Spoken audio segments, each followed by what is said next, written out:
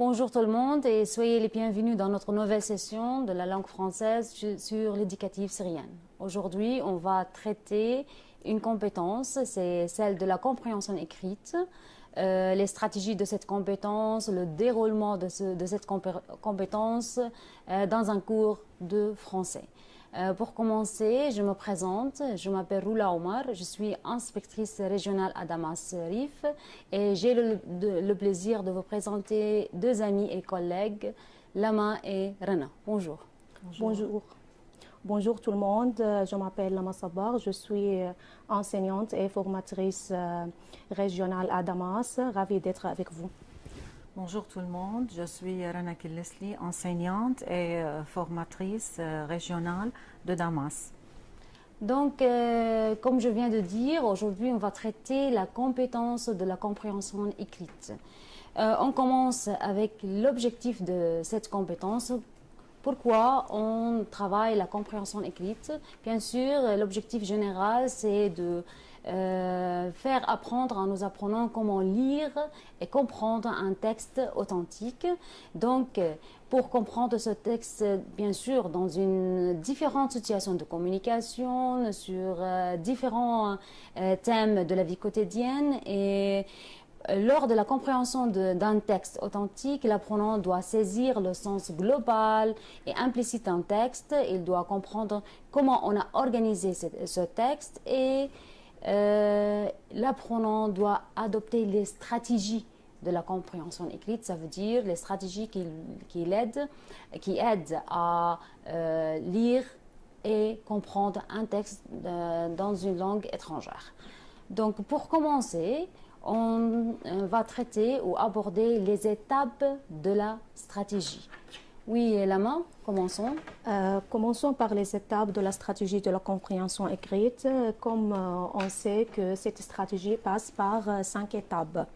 La première étape, c'est l'analyse au niveau de la forme, c'est-à-dire la forme iconique du texte et aussi la mise en page du texte. Comme on sait qu'il y a un texte, illustration, plan, dessin, photo, tableau ou des diagrammes. Alors, pour réaliser cette étape, il faut analyser la forme générale et la mise en page du texte. On passe à la deuxième étape. La deuxième étape concerne l'analyse au niveau de la situation de communication, c'est-à-dire les personnes, les lieux, le temps, le thème et la nature du texte. On a plusieurs formes du texte comme carton d'invitation, carte postale, lettres, articles, courriel, etc. Puis on a la troisième étape. La troisième étape, c'est l'analyse au niveau des mots. On a plusieurs activités qui concernent les mots qui ont relation avec le thème abordé dans l'unité. Et aussi, on a la quatrième étape qui concerne la forme, qui a concerné l'analyse au niveau des expressions et les locutions qui ont en relation avec les expressions et en relation avec l'acte de langage. Et enfin, on a la cinquième étape qui concerne l'analyse au niveau des idées. Alors, pour analyser la compétence de la compréhension écrite, il faut passer par 5 étapes. La première étape concerne la forme, deuxième étape concerne les éléments de la situation de communication, c'est bien sûr l'analyse de la situation les éléments de la situation de communication. Troisième étape concerne l'analyse au niveau des mots. Quatrième étape concerne l'analyse au niveau des expressions en relation avec l'acte de langage. Et la cinquième étape concerne l'analyse au niveau des idées. Donc, chaque étape a un objectif à réaliser. Oui, bien sûr. Et pour aller plus loin, on va travailler maintenant le déroulement de ces étapes dans un cours. Oui, Rana? Ça va. Le déroulement d'un cours de compréhension de l'écrit passe par 4 étapes. Je commence par la première étape, c'est l'observation. C'est l'étape de l'observation, ce que je vois. Ici, les apprenants vont exploiter l'illustration ou bien ce qui se trouve sur cette page. S'il y a un texte, des photos, des dessins, un diagramme, un plan, n'importe. C'est-à-dire, c'est la phase où, ou bien c'est l'étape où les apprenants vont exploiter la forme ou bien la forme iconique du texte.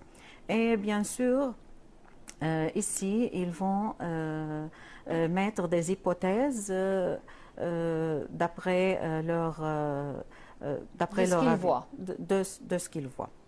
Ça va. Maintenant, la deuxième étape, c'est la découverte. Ça, c'est ce que je lis. Ici, les apprenants vont lire le texte pour la première fois.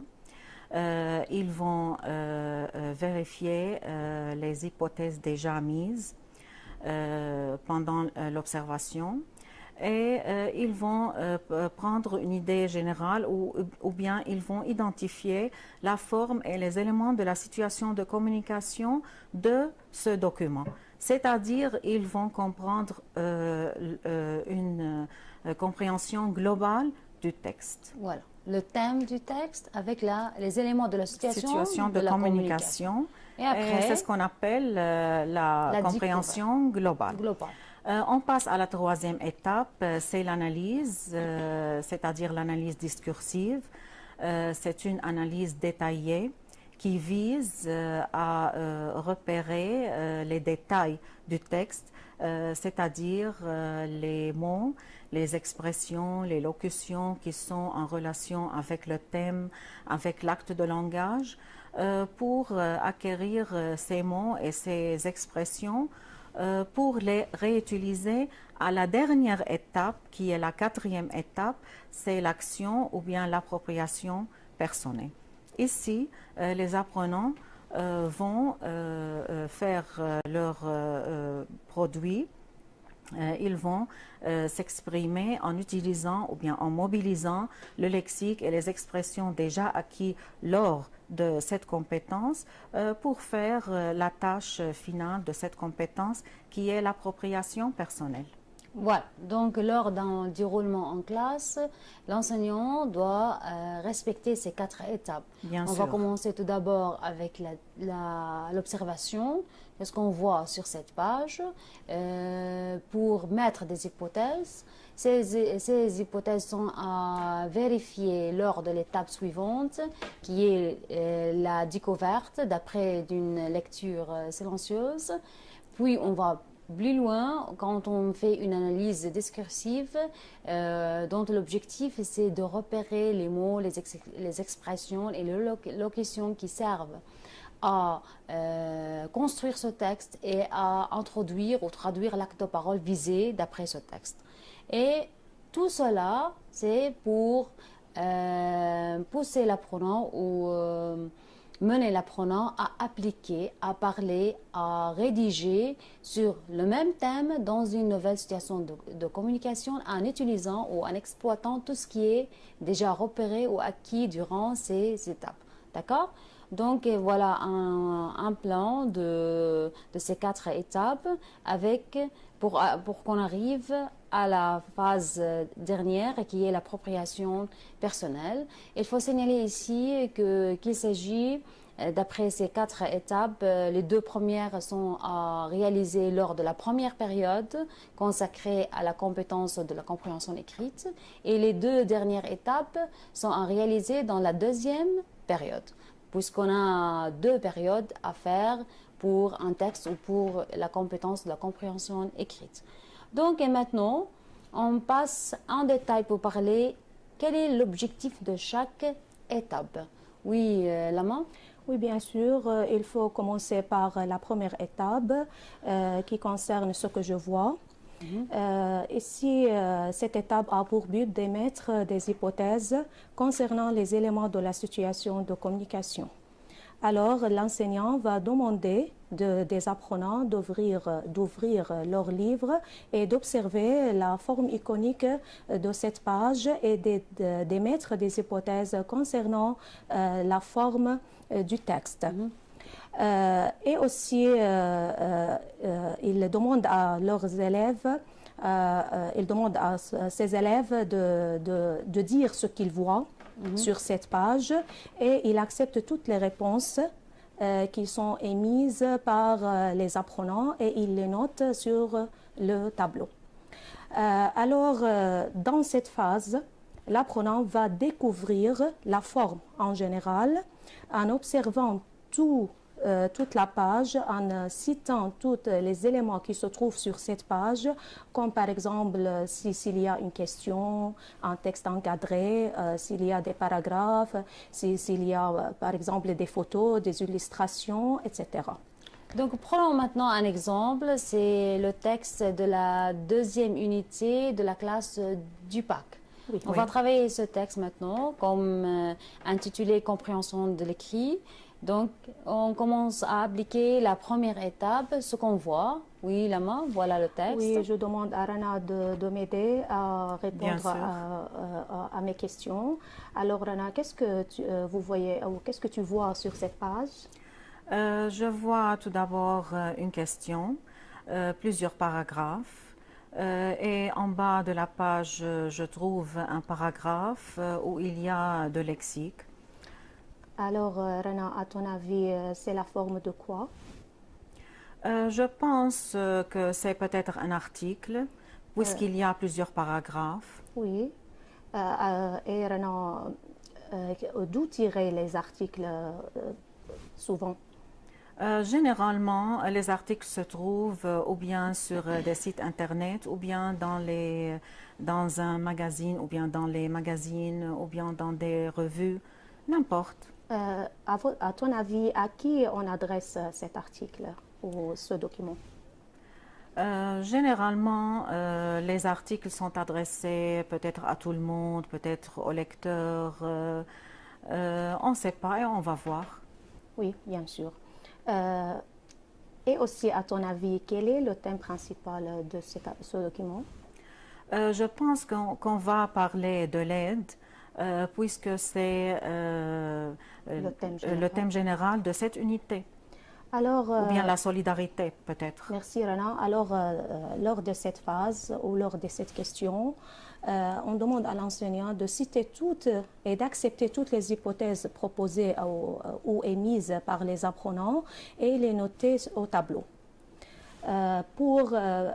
Et c'est pour objectif que l'enseignant, après, il va vérifier ces hypothèses après la première lecture. Donc, à cette étape, l'apprenant n'a pas encore lu. Non. Seulement, il observe, il regarde qu'est-ce qu'il voit devant lui sur la page, les titres, les phrases en italique, ce qui est écrit en gras, les encadrés, les intitulés vocables, s'il y a une source à la fin du texte, combien de titres y a-t-il, s'il y a des illustrations, des photos, et nous ne sommes pas ici pour décorer la page. Chaque élément a un objectif. C'est toujours pour aider l'apprenant à comprendre, à saisir le sens de ce texte. L'enseignant doit poser des questions qui poussent l'enseignant doit poser des questions qui poussent l'apprenant à comprendre ou à émettre des hypothèses concernant la forme générale de ce texte, de quoi parle-t-il, qui, à qui, où, quand, de quoi, et il va accepter toutes les réponses émises par les apprenants pour, comme on a déjà dû, les vérifier dans la phase qui suit. Donc, on a toujours ce tableau tracé sur le tableau dans la classe. Oui, bien sûr. Et puis, l'enseignant doit accepter toutes les réponses données par les apprenants pour remplir ce tableau. Tout est accepté parce que ce sont à ce moment des hypothèses. Bien sûr. Plus tard, les apprenants, quand ils vont lire le texte, ils vont vérifier si les hypothèses données sont justes ou non. Voilà les deux tableaux. Lors de cette phase, l'apprenant va émettre, comme on a dit, les hypothèses.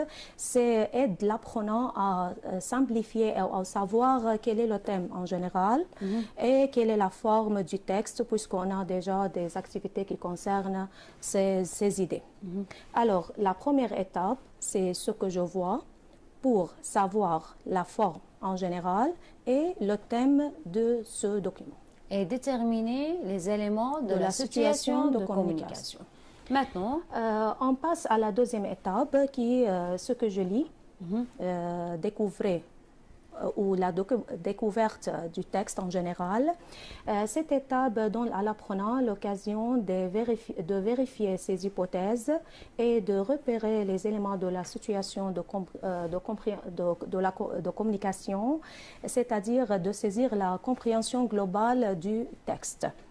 Dans cette phase, l'enseignant doit demander des apprenants de lire silencieusement le texte pour vérifier les hypothèses déjà écrites sur le tableau.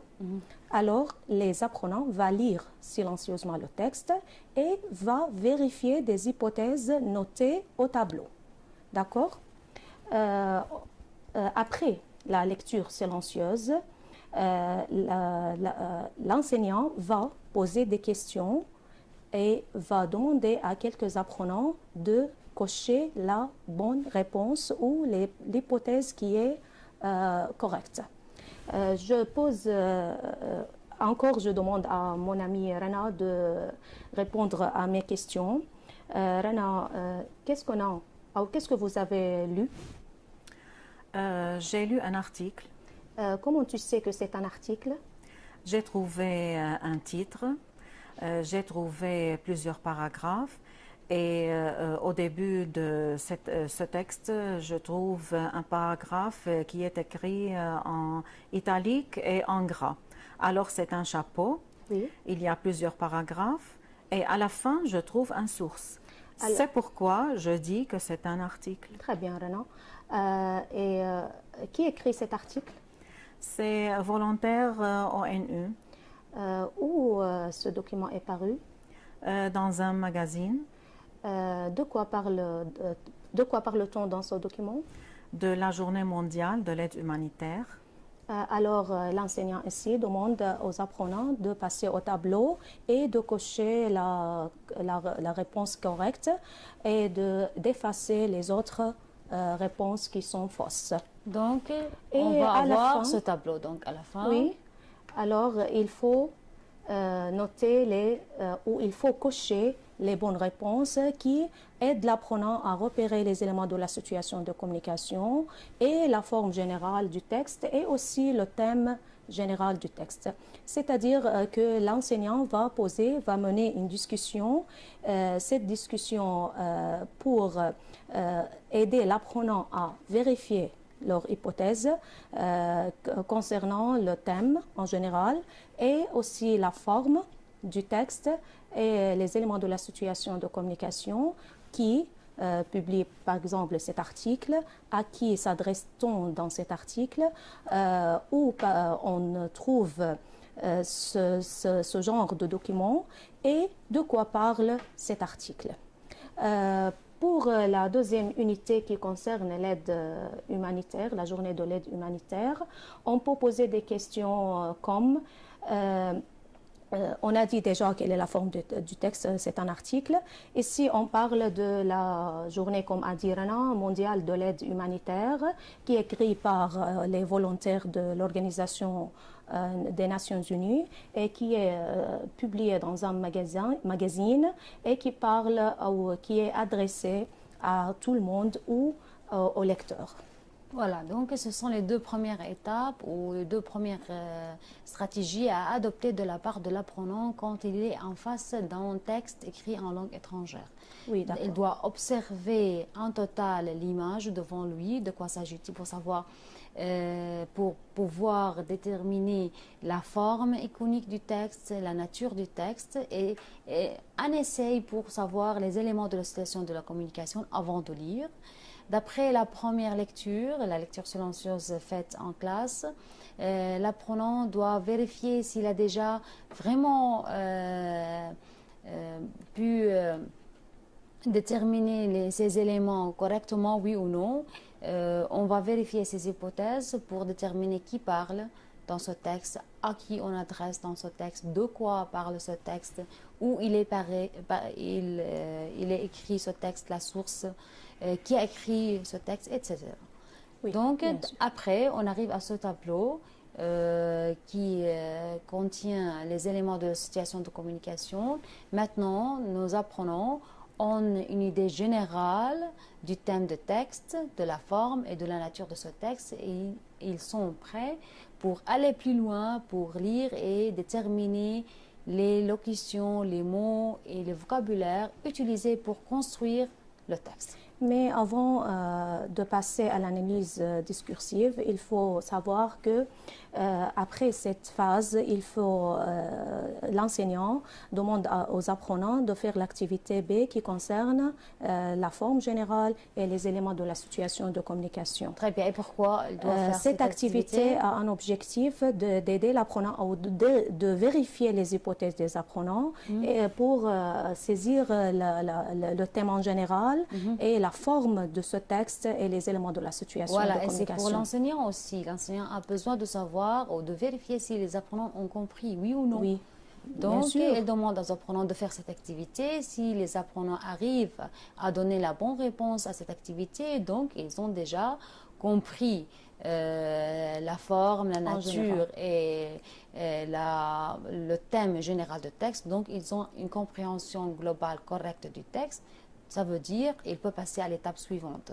Sinon, donc, les apprenants ont encore une fois besoin de répéter, reformuler les questions qu'il a déjà posées, pour aider l'apprenant à saisir la compréhension globale du texte et à repérer les éléments de la situation de communication et la forme.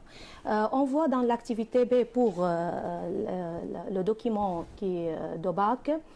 Donc, on a pris ce document seulement comme un exemple, pas plus, bien sûr. pour traiter cette compétence. Lisez le texte, puis cochez vrai ou faux. On a 3 phrases qui concernent les éléments de la situation de communication et aussi la forme en général. La première phrase a pour objectif de vérifier les hypothèses des apprenants qu'il a déjà posées concernant la forme du document. Comme c'est cité dans la première phrase, ce document est un article. L'enseignant, il va demander aux apprenants d'argumenter sa réponse, de dire pourquoi il est un article, de citer les éléments de l'article, c'est-à-dire l'apprenant doit dire que l'article concernant un titre, et il y a plusieurs paragraphes, un chapeau qui est écrit en gras et en italique, et aussi il y a 2 ou 3 paragraphes et une ressource. Pour la deuxième phrase, dans ce document, on lit des témoignages. Ici, on ne trouve pas des personnes qui disent ou qui parlent de ces expériences, de leur expérience personnelle. Alors, l'apprenant doit répondre par faux. Et toujours l'enseignant l'enseignant doit demander aux apprenants de justifier leur réponse. Voilà. Donc, à chaque fois, quand l'apprenant donne la réponse, que ce soit vrai ou fausse, l'enseignant doit poser aux apprenants la question « Comment vous le savez ?» Oui, bien sûr. Et l'apprenant doit justifier leur réponse comment ? D'après le texte, en revenant toujours au texte, en repérant un élément du texte, en indiquant une phrase du texte. Sinon, je ne peux pas vérifier, moi, comme enseignant, si mes apprenants donnent la réponse vraiment, cette réponse était donnée par hasard, vrai ou faux. Donc, à chaque fois, il faut demander la justification, et cette justification doit être tirée du texte étudié. Oui, on a ici encore une troisième phrase. Dans ce document, on présente un événement global. Cette phrase a pour objectif de repérer le thème général du texte qui parle d'un événement global, c'est la Journée mondiale de l'aide humanitaire. Alors, lors de la réalisation de cette activité, l'apprenant va repérer les éléments de la situation de communication et aussi la forme générale et le thème général de ce document. Donc cette activité est faite seulement pour ces deux premières étapes. Oui, bien sûr. Plus. Seulement pour vérifier la forme et l'idée globale du texte. Et avec cette activité, on a fini la première période qui est consacrée pour les deux premières étapes. La première étape, ce que je vois, qui concerne les éléments de la situation de communication et la forme. Et la deuxième étape qui concerne la vérification des hypothèses émises par les apprenants, encore qui concerne les éléments de la situation de communication et la forme en général. Et d'après cette activité, l'activité P, l'apprenant peut passer à l'étape suivante. Mais n'oublions pas qu'il s'agit ici d'une nouvelle période. Donc, Rana, l'enseignant va commencer par... Maintenant, on va commencer la troisième étape qui est l'analyse discursive. Et c'est au début de la deuxième période consacrée pour la compréhension de l'écrit. Alors moi, comme prof, je dois commencer cette période par un petit rappel. Mais avant tout, on va dire quel est l'objectif de cette étape. C'est une étude approfondie. Cette étape, l'analyse discursive, est une étude approfondie qui a pour but de repérer les outils linguistiques, c'est-à-dire les mots, les expressions ou bien les locutions relatifs au thème et à l'acte de langage, pour que l'apprenant les réutilise dans l'appropriation personnelle. Alors, c'est l'objectif de cette étape. Quand je commence la période, je commence par un petit rappel de ce qu'on a fait, de ce qu'on a déjà fait lors de la période précédente. Alors, je dois, comme prof, poser des questions concernant la forme et les éléments de la situation de communication pour faire ce petit rappel de ce qui a déjà fait lors de la période précédente. Maintenant, pour réaliser ce cours, on a plusieurs pas. Tout d'abord, on a plusieurs analyses. On a l'analyse au niveau des mots, on a l'analyse au niveau des expressions et des locutions, concernant les expressions et les locutions en relation avec l'acte de langage. Et bien sûr, c'est d'après les activités qui se trouvent dans le livre. Et on a analyse au niveau des idées. Et maintenant, on va voir notre exemple. On va faire les activités qui concernent ces trois analyses. Alors, je demande des apprenants de faire une lecture silencieuse une deuxième fois pour repérer les mots, les lexiques et les expressions qui sont en relation avec l'acte de langage et bien sûr pour saisir les détails du texte. Parce que c'est une analyse détaillée. Et comment on le fait?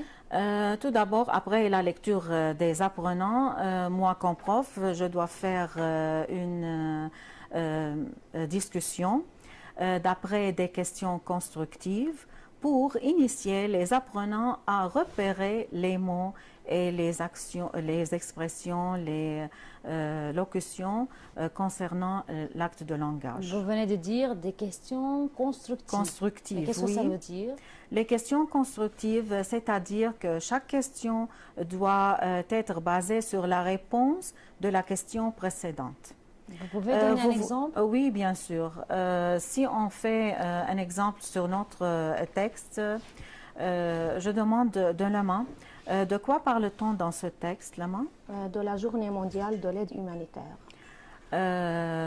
Qui a instauré la Journée mondiale de l'aide humanitaire? C'est l'Organisation des Nations Unies.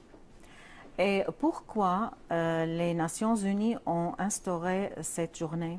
À cause du décès de 22 travailleurs humanitaires. Donc, il s'agit ici d'une série de questions. Oui. À chaque fois, la réponse me conduit à donner la question suivante. Oui, bien sûr. Et dans ce cas-là, comment dire, je planifiais la mentalité de mes apprenants à découvrir toute seule les éléments de ce texte à travers ces et les détails, bien sûr. Questions constructives. Oui, très bien. Et après? Après cette discussion et après les questions constructives, les apprenants ont repéré les mots, les expressions ou bien les locutions qui sont en relation avec le thème et l'acte de langage. Pour faire un exemple, si vous voulez, on peut citer ici les activités. Les activités ici vont repérer les mots, par exemple sensibiliser, progresser, soutenir, promouvoir, réduire, maintenir, personnel humanitaire, action humanitaire, les besoins, les coopérations, l'adversité, précarité, instabilité et les expressions comme rendre hommage à, porter secours à, venir en appui à, faire face à, instaurer par. Ce sont les mots et les expressions visés par l'analyse détaillée de ce texte. Donc, lors de la discussion menée de la part de l'enseignant et les questions constructives posées, chaque question a un objectif. Chaque question sert à repérer un élément de ce texte, que ce soit des mots, que ce soit des expressions, des locutions. On ne pose pas des questions concernant seulement l'information donnée dans le texte. Oui. Ce qui est visé ici, c'est la langue utilisée pour s'exprimer, pour exprimer ses idées. Donc, chaque question a un objectif. D'après chaque question, j'ai un mot ou une locution tracée sur le tableau pour avoir à la fin le tableau rempli des mots nécessaires pour exprimer sur le thème et les locutions, les expressions nécessaires pour arriver à l'acte de langage ou à l'acte de parole visé d'après cette compétence. Et voici un exemple de ce tableau, des mots et des expressions que l'apprenant ou que l'enseignant doit tracer sur le tableau afin d'aider les apprenants plus tard de s'exprimer ou de rédiger à l'écrit un texte similaire ou un texte dans une nouvelle situation de communication similaire à celui qu'on a entre nos mains maintenant. Bien sûr. Alors maintenant, pour s'assurer de la compréhension détaillée du texte, l'enseignant doit donner l'occasion aux apprenants de faire les activités qui se trouvent sous le titre « Analyser » dans le livre. Sous le titre « Analyser », on trouve les questions détaillées qui concernent les détails du texte. Alors, l'enseignant accorde le temps qui convient pour faire ces activités. Puis, et quel est l'objectif de ces activités? C'est la vérification de la compréhension. Voilà. Mais la compréhension détaillée. Détaillée, bien sûr. Comme on a fait déjà dans la première période, on a fait l'activité concernant la compréhension globale du texte. Maintenant, on a des activités pour vérifier la compréhension détaillée du texte de la part des apprenants. Oui? Ça va. On commence par l'activité D. Ici, on a une grille. Il y a l'événement qui l'instaure, quand, où, pourquoi. Alors, cette question vise à préciser les éléments de cette journée, la journée mondiale de l'aide humanitaire. C'est quel événement qui l'instaure et c'est quand, c'est où et c'est pourquoi. Pourquoi on a fait, ou bien pourquoi on a instauré cette journée. Alors, maintenant, tu peux m'aider, Lama? Oui, bien sûr. C'est quel événement? C'est la Journée mondiale de l'aide humanitaire. Et qui l'instaure?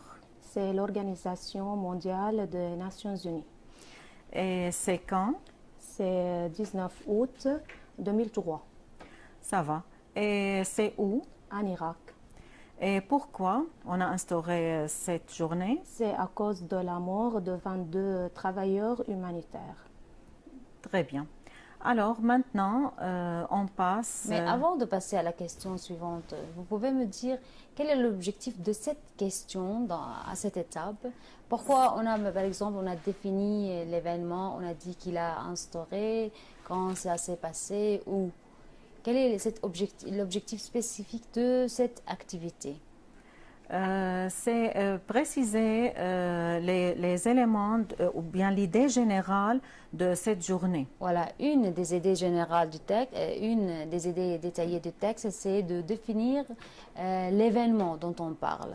Et comment on a défini cet événement? On a indiqué l'action, le titre de cette action, on a dit qu'il a instauré, quand ça s'est passé cette action, où ça s'est passé et pourquoi on a eu cette action.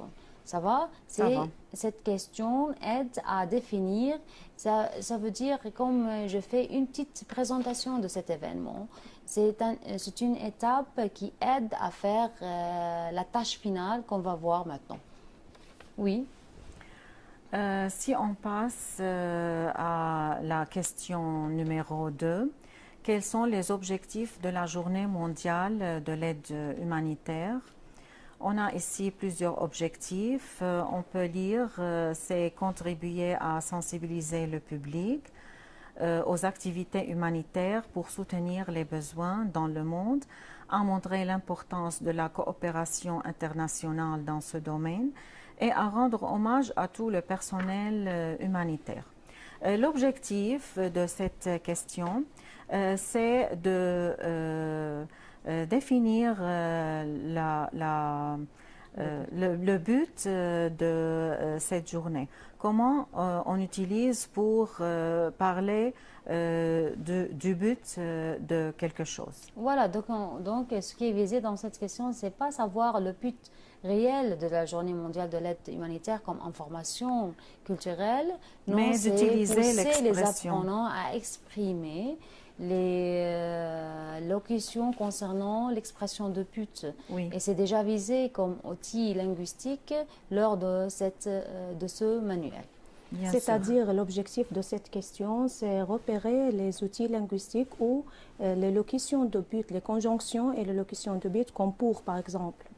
Et c'est comment on peut exprimer le but de quelque chose. Voilà. Le but de la Journée mondiale de l'aide humanitaire. C'est aider l'apprenant à la fin. Pour la tâche finale, il va identifier l'événement et il va parler de son but. Alors, il a besoin de l'expression de but comme pour objectif. L'objectif de cette journée est, par exemple, et on a aussi contribué à. Et ce sont des expressions et des locutions qui sont en relation avec l'expression de but. Voilà, cette journée mondiale sert à, vise à, et à l'objectif de, A pour but de. Donc, ce sont les locutions visées ici à travers de cette question et ce n'est pas l'information elle-même. Oui, bien sûr. D'accord. Si on passe à la troisième question, qu'est-ce qu'on veut dire par le personnel humanitaire? Ici, d'après la réponse, les apprenants vont définir que veut dire le personnel humanitaire. C'est l'objectif de cette question. Alors, comme objectif pour cette question, encore, je veux ajouter, Rana, oui. Saisir le sens d'un mot. Voilà. C'est-à-dire définir le sens du mot personnel humanitaire. Parce que l'apprenant, après, il a besoin d'utiliser ce mot pour parler de cette journée. Voilà. Alors, il faut savoir qu'est-ce que ça veut dire ce mot. Alors, l'objectif, c'est repérer un mot qui est en relation avec le thème et l'acte de langage. Voilà, il a besoin ici de comprendre quand on parle d'un personnel, ça veut dire on parle d'un groupe de personnes dans un domaine donné. Oui, voilà. Bien sûr. Quatrième question. La quatrième question, selon le texte, qui est-ce qui mène le travail humanitaire dans le monde? D'après la réponse, ici, l'apprenant va repérer plusieurs expressions et plusieurs mots qui sont en relation avec le thème et qui sont en relation avec l'acte de langage. Et on a déjà cité ces expressions et ces mots. Et c'est l'objectif de cette question. Alors, comme on trouve, chaque question a un objectif. D'après la réponse de chaque question, l'apprenant va apprendre quelque chose de nouveau. Et il doit, en répondant à ces questions, l'apprenant utilise un ou plusieurs éléments déjà repérés et tracés sur le tableau. Bien sûr, parce que ce sont les éléments visés d'après ce texte. Bien sûr. Oui. Et la cinquième question, d'après le texte, qui sont les bénéficiaires de l'action humanitaire? Ici, d'après cette réponse, encore, l'apprenant va utiliser quelques mots, par exemple la précarité, l'instabilité, les réfugiés. Alors, il va utiliser les mots visés et qui sont en relation avec ce thème. Voilà, ici, ils peuvent déterminer les personnes qui constituent le public visé de cette action humanitaire. Voilà. Et il va décrire leur situation, la situation d'instabilité ou bien de précarité. Voilà. Et il va utiliser le mot précarité et instabilité. Ils sont visés parce que ce sont de nouveaux mots concernant ce thème. Bien sûr. Voilà. Si on revient à l'activité C, ici c'est une analyse au niveau des idées. Voilà. On a demandé ici de préciser l'idée de chaque paragraphe, y compris le chapeau. Très bien. Donc, les questions précédentes étaient au niveau des mots et des expressions. Bien sûr. Maintenant, on a une activité consacrée pour le niveau des idées. Analyse des idées. Ici, on dit l'extension de l'effet de la Journée mondiale de l'aide humanitaire. Et c'est au quatrième paragraphe. Et B, c'est invitation à promouvoir le travail humanitaire, c'est le deuxième paragraphe. Et l'idée générale sur cette journée, c'est dans le chapeau. Le public visé par le travail humanitaire, c'est numéro 3. Et les objectifs de cette journée se trouvent dans le paragraphe numéro 1. Donc, à chaque fois, avec chaque idée, l'apprenant doit définir l'idée principale concernant chaque paragraphe, y compris le chapeau. Bien sûr. Cette activité aide à analyser les idées traitées dans le texte. Donc, à chaque fois, j'ai une activité qui sert à aider l'apprenant à analyser un de ces niveaux visés d'après les stratégies de la compréhension écrite. Très bien. Maintenant, donc, pour faire un résumé de ce qu'on vient de dire, il s'agit ici de faire des analyses aux 5 niveaux. Tout d'abord, on commence à déterminer la forme de ce document, puis on commence à déterminer la situation de communication de ce document. Après, on va plus loin au niveau des mots, des expressions et des locutions à travers d'une analyse discursive, d'après une discussion menée de la part de l'enseignant avec les apprenants en posant des questions constructives, et chaque question a un objectif, un mot, une expression, une locution à repérer, à tracer sur le tableau pour les réutiliser plus tard. Puis, à la fin, on fait une analyse au niveau des idées. Bien sûr, toutes ces étapes vont nous conduire vers l'application. J'ai besoin d'appliquer, pas seulement à apprendre par cœur ces mots, ces expressions, pas seulement à comprendre le texte, mais à être capable à appliquer, à réutiliser, à exploiter ces locutions. Mais comment on peut exploiter tout ça? Comment on peut passer à l'application? C'est la quatrième étape, c'est passer à l'action, l'appropriation personnelle.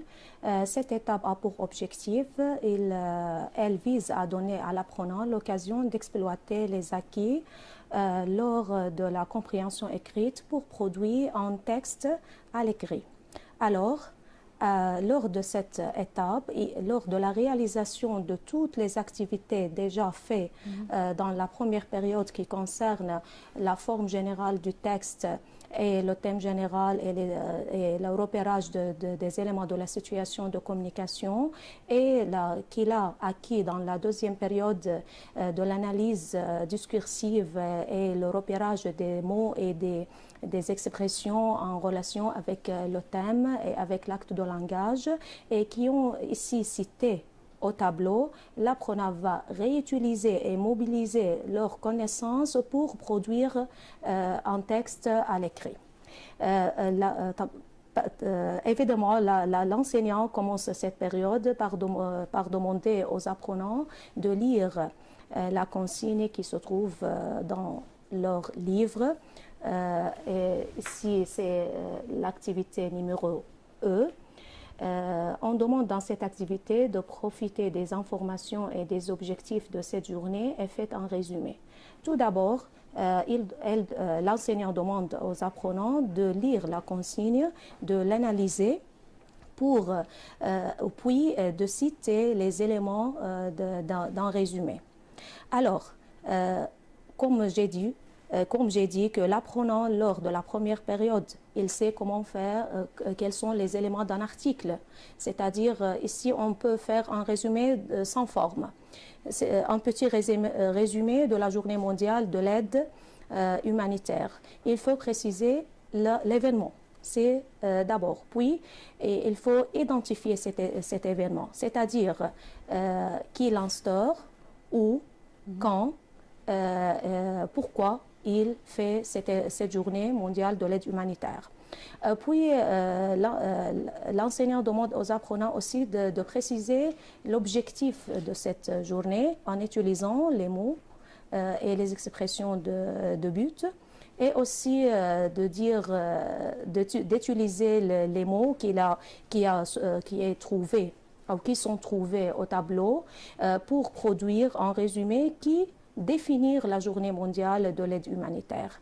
Alors, il faut préciser des informations générales de cette journée et de dire leur but et aussi de parler des volontaires et du programme volontaire des Nations Unies et aussi de faire une invitation à tout le monde pour célébrer cette journée et pour la marquer comme il convient.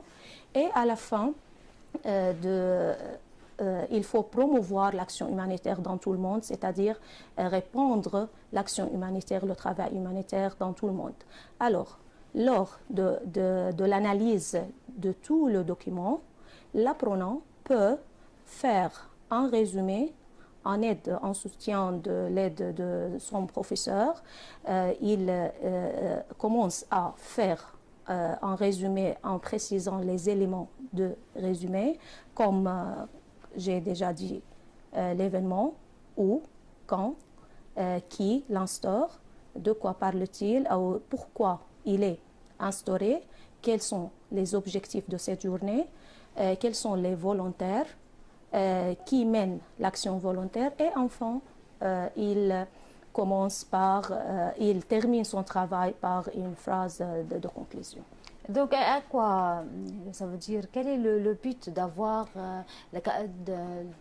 des apprenants capables de donner un résumé? L'apprenant va mobiliser toutes les connaissances qu'elle a déjà acquises pendant la première période et la deuxième période. Voilà. Alors, il va réutiliser les mots et les expressions et les outils linguistiques pour produire un nouveau texte dans une nouvelle situation de communication.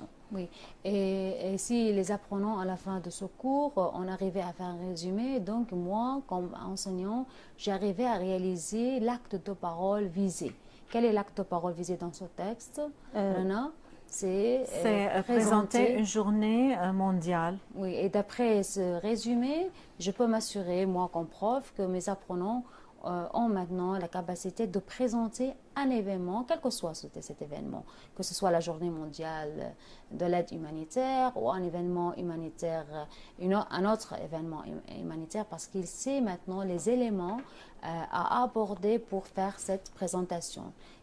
Citer le nom de cet événement, qui a organisé cet événement, qui sont le public visé par cet événement, où se passe, quand se déroule, l'objectif ou général le but de cette journée. Événement, les éléments pour présenter un événement quel que soit.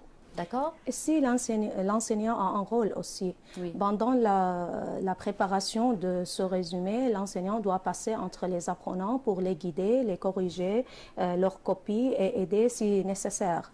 Et aussi, l'appropriation personnelle ne doit pas transformer à un cours de production écrite. On demande seulement à certains apprenants de passer ou de lire leur production et on demande aux autres élèves de corriger ou de préciser ou de noter. De participer aussi. Oui. Noter des remarques concernant les productions de leurs camarades. Et n'oublions pas que cette étape n'est pas à transformer en un cours d'expression écrite. On est là dans une compétence différente. C'est de la compréhension écrite, c'est pas de l'expression écrite. Donc la présentation va être faite par certains en quelques apprenants. Lignes seulement. Voilà, quelques lignes de présentation, ça suffit.